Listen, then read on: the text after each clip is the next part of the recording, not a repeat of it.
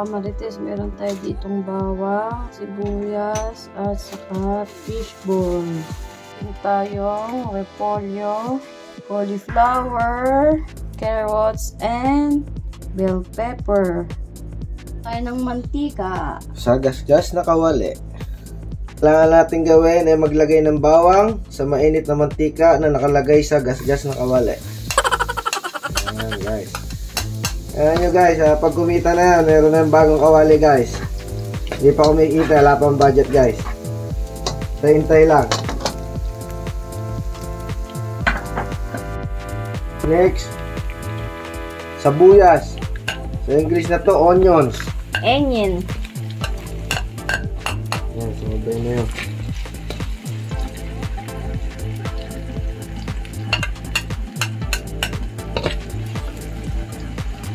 Mga kamarites, at nagbabalad siya ng kanyang itlog para sa chop suey. Okay guys, nahog lang natin ngayon ay squid ball daw. O, lagyan natin gata. Wala kaming all-purpose cream. Gata lang guys. Del Monte, baka naman nakarating ka pa dito sa Finland guys. Baka naman.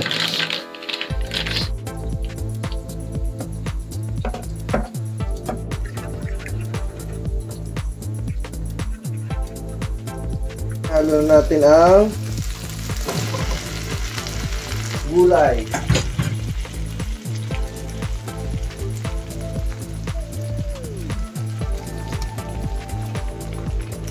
Titingnan natin guys, kaya natin haluin yun guys. Oyster sauce.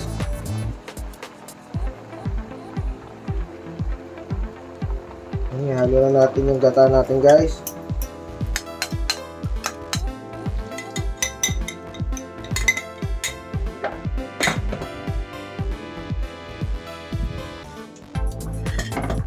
Halo-halo lang guys.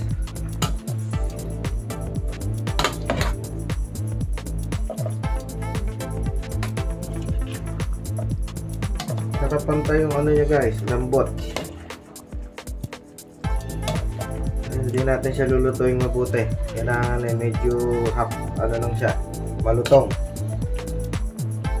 Ano nga siya, parang chicharon guys.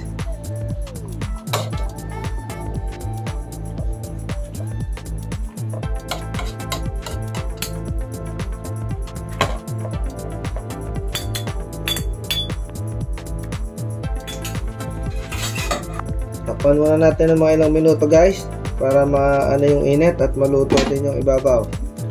Okay, takpan. Ngayon guys, mabilis lang na maluto yung gulay natin. Pagkahalo niyan, ilalagay na natin yung itlog. Tapos titimplahan na natin siya at patay na natin yung ano pagkatapos. Hindi maganda sa gulay guys yung overcook.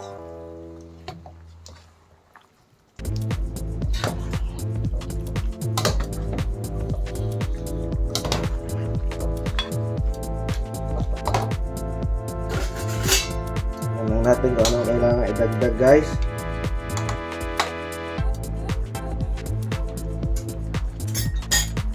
Naku po guys, napakasarap. Lalagay na po natin guys yung ebon. Itlog po ito ng pugo. Medyo malaki lang po yung pugo dito sa pilang kasi alam nyo na yung mga foreigner, malalaki itlog niyan. Malaki po itlog ng mga Finnish. Kaya Finnish na pugo po ang galing to guys. Kaya huwag na kayo nabibigla pag medyo malaki-laki. Alam niyo naman pugo, hindi po pwede i-compare sa pugo sa Pilipinas guys. At ang pugo ng Pilipinas ay maliliit.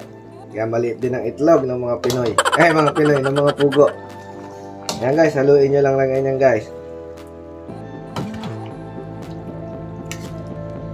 Yan, nahalo nyo na pang mabuti guys. Sure nyo lang yung ilalim niya kanina mapupunta sa ibabaw. Yan lang po talaga yung buhay guys. Minsan nasa ilalim, minsan nasa ibabaw. Ngayon nasa ibabaw na siya. O assistant, patay na ang kalan. At goods na po yan guys. chop suey.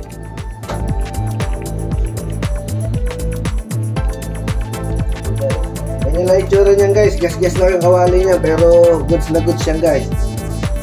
Makakaroon din tayo magandang kawali guys pag kumikita na tong vlogger na to guys.